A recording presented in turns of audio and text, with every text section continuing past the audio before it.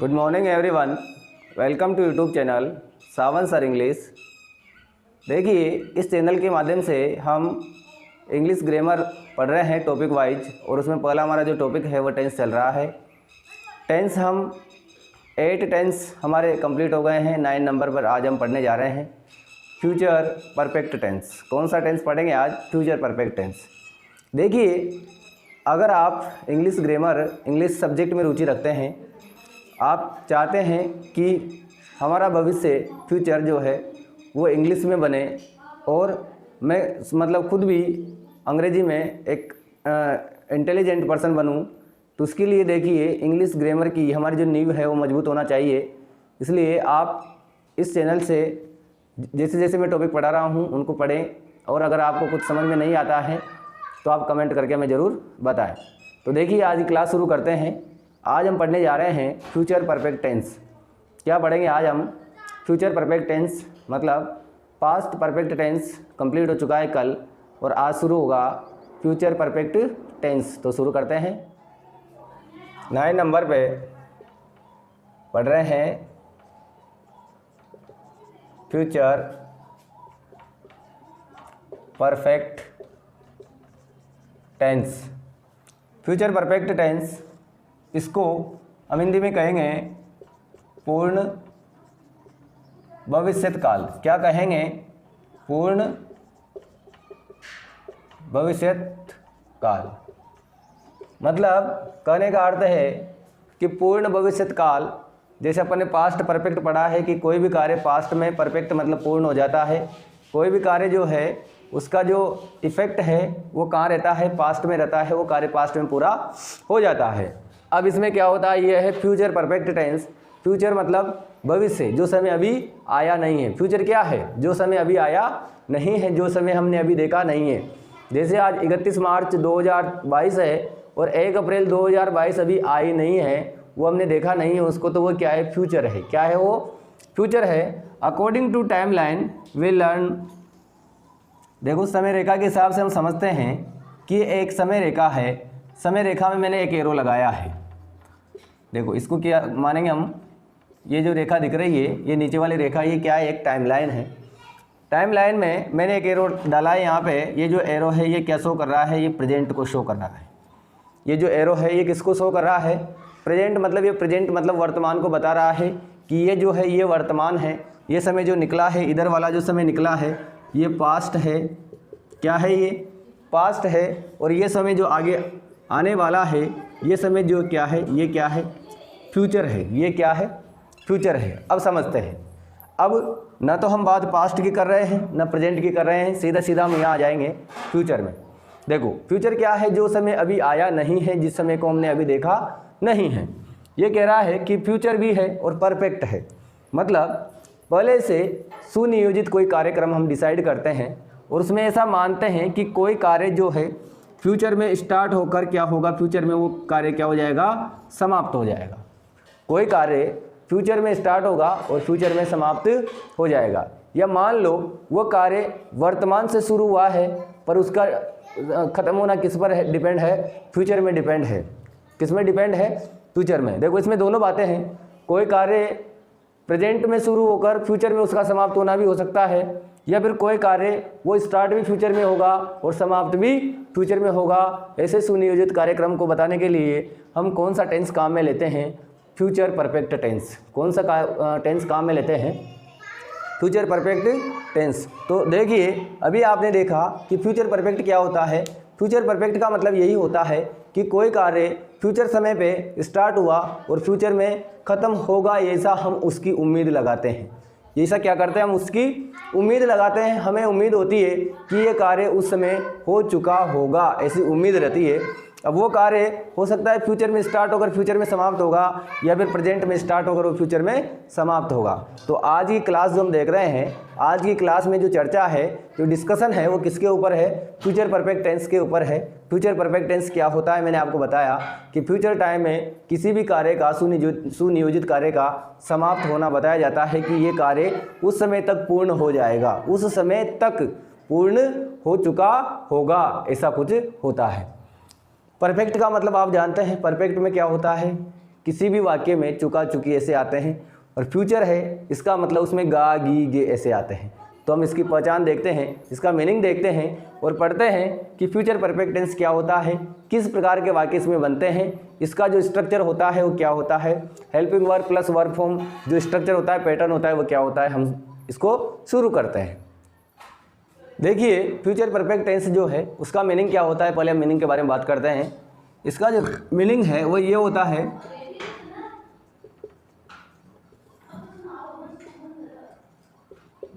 इस टेंस से यह पता चलता है कि कोई कार्य प्रेजेंट या फ्यूचर से प्रारंभ होकर फ्यूचर टाइम में पूर्ण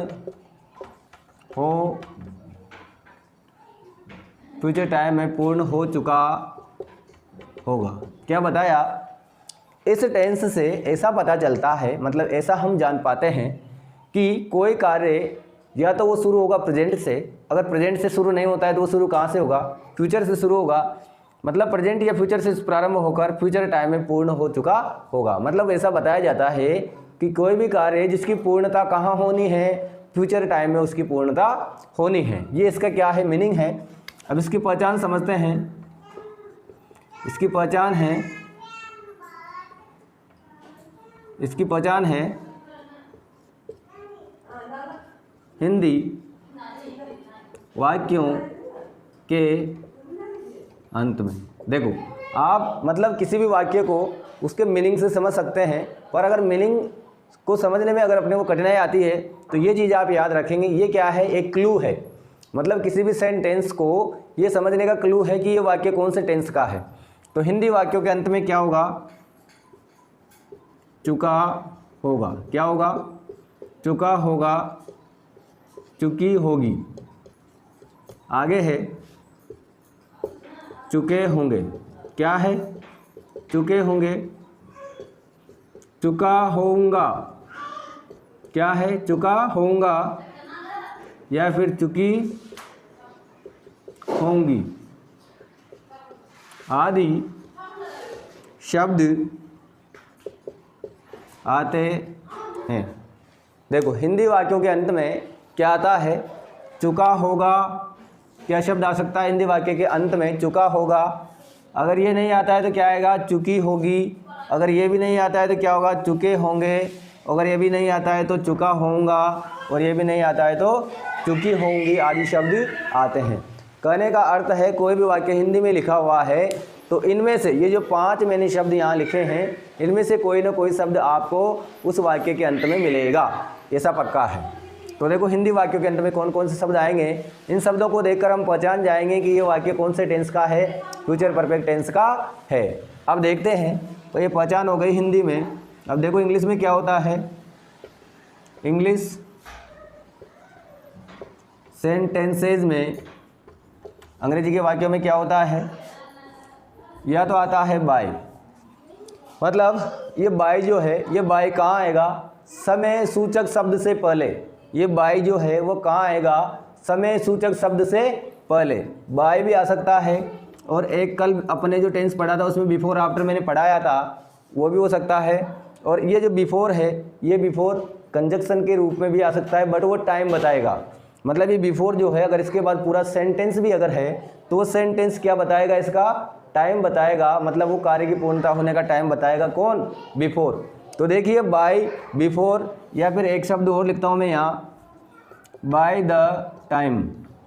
बाय द टाइम का मतलब है उस समय तक। बाय द टाइम का मतलब क्या है, उस समय तक। तो देखिए इंग्लिश सेंटेंसेज में 3 मैंने ऐसे शब्द लिखे हैं जिनसे हम ये पहचान सकते हैं कि ये वाक्य कौन से टेंस का है, फ्यूचर परफेक्ट टेंस का है। कौन से टेंस का है, फ्यूचर परफेक्ट टेंस का है। कौन कौन से 3 शब्द लिखे हैं, बाय और बाय द टाइम। इन शब्दों को, ये दो शब्दों को तो आप याद रखें, क्योंकि ये दो ऐसे शब्द हैं जो इसी टेंस में आते हैं। बाय, ये जो बाय है यहाँ पर इस बाय का अर्थ है तक। क्या है? तक। बी वाई बाय जो प्रपोजिशन होता है इसके अलग अलग अर्थ होते हैं। बाय का मतलब द्वारा भी होता है। मेन अर्थ जो है बाय, उस बाय का मतलब क्या होता है? द्वारा होता है। और यहाँ जो बाय है इस बाय का मतलब क्या है? तक, मतलब टिल। टिल मतलब होता है जैसे तक, वैसे बाय का मतलब यहाँ क्या है? टिल है। तो देखो इंग्लिश सेंटेंसेज में by, before, by the time आदि शब्द आते हैं। आदि शब्द आते हैं।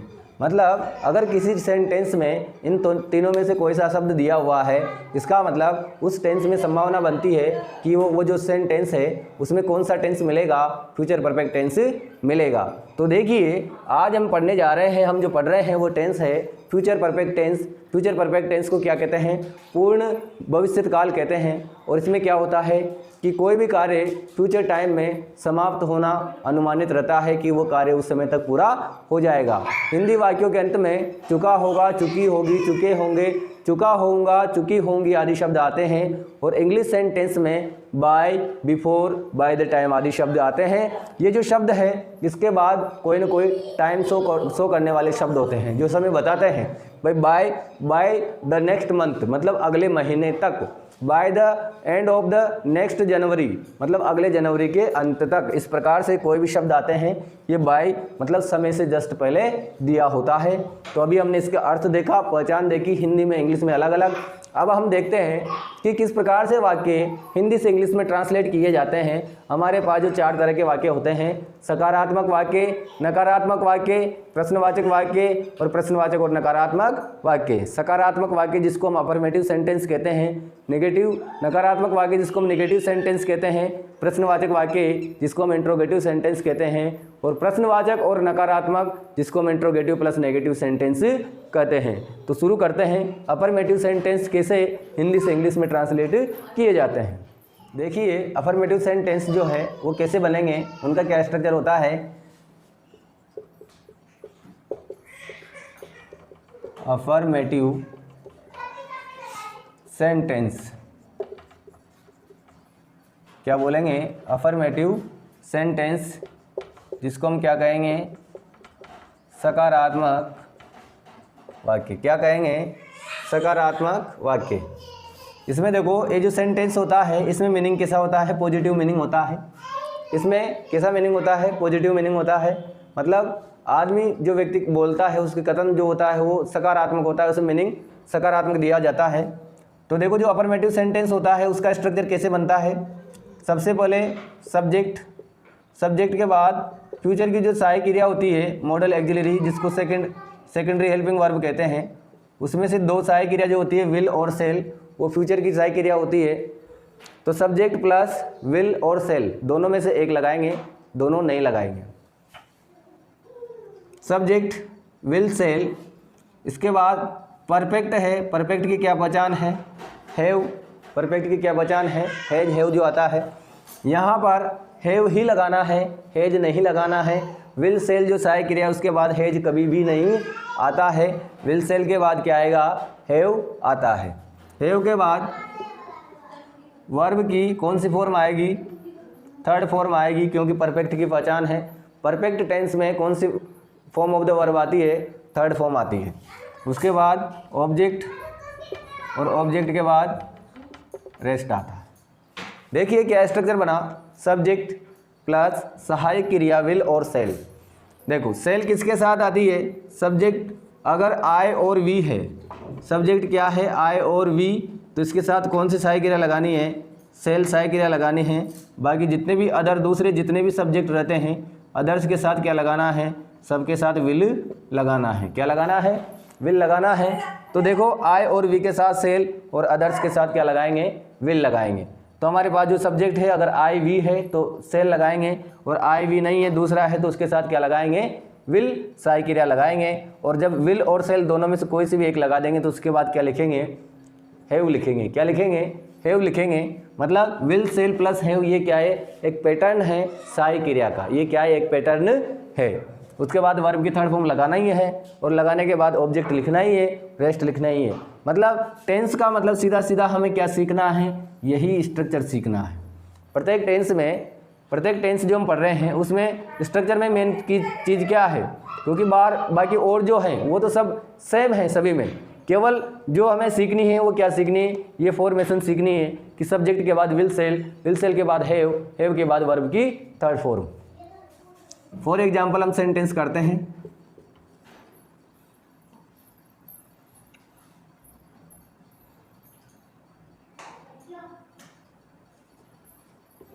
वह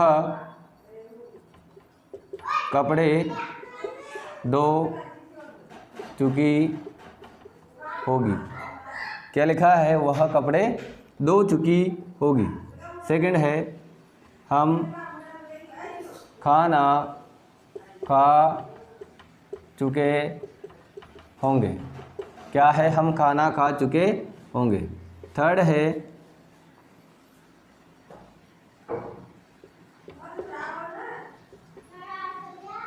मुस्कान बाजार जा चुकी होगी। क्या है, मुस्कान बाजार जा चुकी होगी। चौथा है, मैं फिल्म देख चुका होऊंगा। क्या बोलेंगे, मैं फिल्म देख चुका होऊंगा। देखो ये छोटे सेंटेंस हैं, ये प्रत्येक टेंस जो है वो क्या शो कर रहा है कि कोई कार्य फ्यूचर में पूर्ण हो चुका होगा। जैसे वह कपड़े धो चुकी होगी, यहाँ है हम खाना खा चुके होंगे, मुस्कान बाजार जा चुकी होगी, मैं फिल्म देख चुका होऊंगा। अब इसमें चाहें तो हम समय भी इसमें इंक्लूड कर सकते थे, जैसे वह 12 बजे तक कपड़े धो चुकी होगी। जैसे बात सुबह कर रहे हैं, 9 बजे बात कर रहे हैं कि वो 12 बजे तक कपड़े धो चुकी होगी। या फिर हम खाना खा चुके होंगे, मतलब इस समय हम खाना खा चुके होंगे। मुस्कान बाजार जा चुकी हो, मतलब अगले सोमवार को मुस्कान इस समय बाजार जा चुकी होगी। मैं फिल्म देख चुका होऊंगा, मतलब अगले रविवार को 3 बजे तक मैं फिल्म देख चुका होऊंगा। मतलब इस प्रकार से हम इसमें टाइम बता सकते हैं। पर वो सेंटेंस क्या है, थोड़ा लॉन्ग हो जाता है, और जब सेंटेंस थोड़ा बढ़ जाता है तो उसमें समझने में थोड़ी दिक्कत आती है। इसलिए मैंने छोटे सेंटेंस लिए हैं, क्योंकि अपने को समझना क्या है, मूल जो चीज़ अपने को समझनी है वो क्या है, सेंटेंस का पैटर्न समझना है, हिंदी से इंग्लिश में सेंटेंस को कैसे अपने को ट्रांसलेट करना है। देखो सभी सेंटेंस में सबसे पहले हम क्या लिखेंगे, सब्जेक्ट लिखेंगे। यहाँ वह कपड़े धो चुकी होगी तो यहाँ लिखेंगे सी। हम खाना खा चुके होंगे तो यहाँ लिखेंगे वी। मुस्कान बाजार जा चुकी होगी तो यहाँ लिखेंगे मुस्कान। और मैं फिल्म देख चुका होऊंगा तो यहाँ लिखेंगे आई। देखो हमने सब्जेक्ट लिखा है, सब्जेक्ट के बाद सहायक क्रिया विल और सेल दोनों में से एक लगानी है। सी के साथ हम लगाएंगे विल, वी के साथ लगाएंगे हम सेल। देखो आई और वी के साथ सेल लगाना है, अदर्स के साथ विल लगाना है। मुस्कान के साथ लगाएंगे विल और आई के साथ लगाएंगे सेल। ऐसा नहीं है कि आई और वी के साथ विल नहीं आता है, आई और वी के साथ विल भी आता है, पर उसमें सेंटेंस का जो भाव है, मीनिंग है, वो परिवर्तित हो जाता है। इसलिए हम केवल टेंस पढ़ रहे हैं जिसमें फ्यूचर पढ़ रहे हैं, तो हमें यहाँ पर एक चीज़ ध्यान रखनी है, आई और वी के साथ सेल और अदर्स के साथ विल लगानी है। तो देखो विल और सेल में दोनों में से एक सहायक क्रिया लगा दी, फिर उसके बाद हम लिखेंगे हैव। क्या लिखेंगे, हैव। सभी में हमने हैव सहायक क्रिया भी लगा दी है। She will have, we shall have, Muskan will have, I shall have. अब वर्ब की थर्ड फॉर्म धोना को वाश कहते हैं तो ये बन जाएगा वाश्ड। खाना को ईट कहते हैं तो ये बन जाएगा ईटन। जाना को गो कहते हैं, गो का बन जाएगा गोन। और देखना को वॉच कहते हैं और वॉच की थर्ड फॉर्म होती है वॉच्ड। पीछे ईडी लग जाता है, वॉच्ड हो जाता है।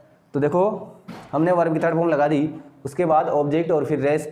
ऑब्जेक्ट क्या है, कपड़े, तो यहाँ लिखेंगे क्लॉथ्स। यहाँ क्या है, खाना क्या लिखेंगे, फूड। यहाँ है बाजार, तो क्या लिखेंगे, टू द मार्केट। यहाँ है फिल्म, तो अ फिल्म। देखो वह कपड़े धो चुकी होगी, she will have washed clothes. हम खाना खा चुके होंगे, we shall have eaten food. Muskan बाजार जा चुकी होगी, Muskan will have gone to the market. मैं फिल्म देख चुका होऊंगा, I shall have watched film. देखो ये सेंटेंस है, ये कौन से सेंटेंस है, अफर्मेटिव सेंटेंस है, और ये हमने इस स्ट्रक्चर के बेस पर हिंदी से इंग्लिश में ट्रांसलेट किए हैं। बिल्कुल सरल है, अगर हम स्ट्रक्चर समझ जाते हैं फिर सेंटेंस को ट्रांसलेट करने में कोई समस्या नहीं आती है। तो देखिए स्टूडेंट्स, एवरीबॉडी ध्यान दीजिए कि आज हमने कौन सा टेंस पढ़ा है, फ्यूचर परफेक्ट टेंस पढ़ा है। फ्यूचर परफेक्ट टेंस का मीनिंग क्या होता है, उसकी पहचान क्या होती है, हिंदी इंग्लिश में मैंने आपको बताई है। फिर उसके बाद हमने देखा कि अफर्मेटिव सेंटेंस किस प्रकार हिंदी से इंग्लिश में ट्रांसलेट किए जाते हैं, इसका स्ट्रक्चर क्या होता है, किस प्रकार के सेंटेंस बनते हैं। तो आज की क्लास में हमने पढ़ा है future perfect tense, affirmative sentence, और कल की क्लास में हम मिलेंगे फ्यूचर परफेक्ट के negative sentence, interrogative sentence, interrogative plus negative sentence. तो आज की क्लास में इतना है, मिलते हैं कल, तब तक के लिए गुड बाय, थैंक यू।